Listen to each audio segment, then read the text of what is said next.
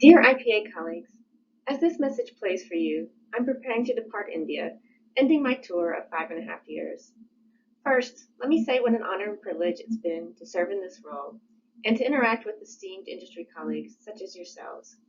I know that if I was there today, I'd take comfort in seeing so many familiar faces. Our work over the years has been consequential, from addressing the needs of the world during COVID to continued work in increasing quality and strengthening supply chains. And our future is so bright. Thank you to the leadership of IPA for your engagement as well as your friendship over the years, and I take many warm memories with me of our association. I will take up my post as country director of our China office in early August, and I hope to continue to make a difference in public health in my new role. Thank you for all of your support and engagements over the years, and I look forward to hearing of more impactful work to come from India in the days ahead.